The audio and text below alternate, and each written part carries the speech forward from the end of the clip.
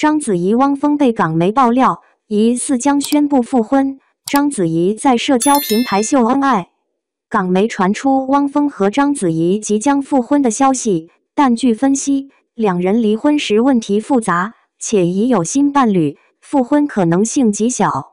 章子怡近年来专注事业和照顾孩子，但新片《酱园弄》因导演言论问题，可能无法在国内上映。章子怡追求成功，但屡遭挫折，现在面临人生选择。摘要由作者通过智能技术生成。有用。港媒的料真是一如往常的猛啊！继汪峰和章子怡离婚不到1年，又有消息传出两人即将复婚，甚至章子怡已经在社交平台公开秀恩爱，这是好事将近喜悦藏也藏不住啊！别看说的有鼻子有眼儿的，但这是根本不可能。要知道，汪峰和章子怡离婚可不是单纯的头脑发热，两人拉扯了很长一段时间，那点旧情早就在共同财产分割、孩子抚养权归属、婚内债务等问题掰扯过程中消耗完了，不过是看在孩子的面子上，才勉强维持体面，营造出一种好聚好散的氛围。两人离婚之后，章子怡忙着投身事业，汪峰又投入了花花世界，现在身边又有了新人。像他这种隔段时间就要去民政局打卡的人，是不会让自己有空闲时间的。回看他这些年烈焰史，大家什么时候见过他吃回头草？章子怡对于他而言，和他之前那些旧爱没什么区别。章子怡身边也不缺人追，不仅有想要傍她的小鲜肉，还有不少富豪。他断断续续也谈过1、2个，但是持续时间都不长。他大部分时间都扑在拍戏和照顾孩子身上。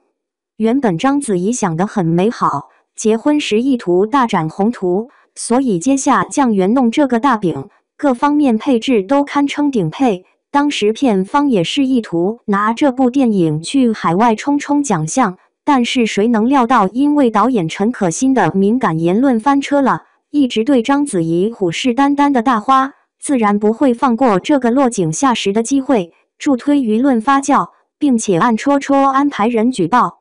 目前有消息称，《酱园弄》这部电影可能无法如期在国内上映。如果是真的话，那么这部电影最好的结局估计就是去海外上映，溜一圈，然后在几个颁奖礼上贴金。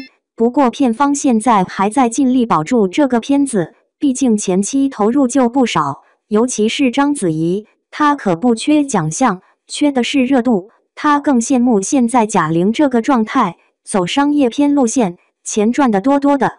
提2句题外话，贾玲前段时间不是去海外发展了吗？她路子走得还挺顺，目前已经和海外时尚圈的人搭上话，后续当导演的同时也会进时尚圈分一杯羹，彻底摆脱昔日的谐星路线，主打一个外表形象高大上、内核大女主的人设，大家拭目以待吧。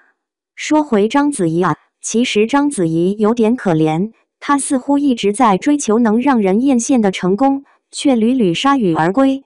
刚入圈的章子怡一路顺风顺水，起点几乎就站在了山顶，10年黄金期又一直俯视着他人，称她一句天之娇女也不为过。后半生的她，无论在工作中还是在感情里，她都努力想维持自己的拔尖地位，但终究还是落空了。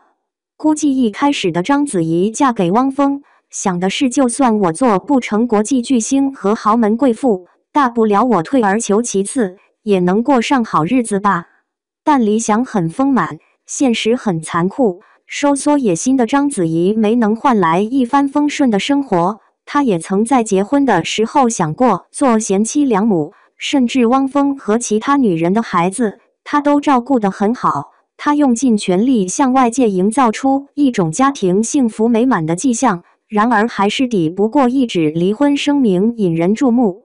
兜兜转转半辈子，章子怡也有40多岁了，前半生差不多可以画上休止符了。可是她用几十年的世界求名求利，却也没有求到。早年没有如愿以偿跻身豪门，现在也没有的偿所愿，有一个幸福完整的家庭。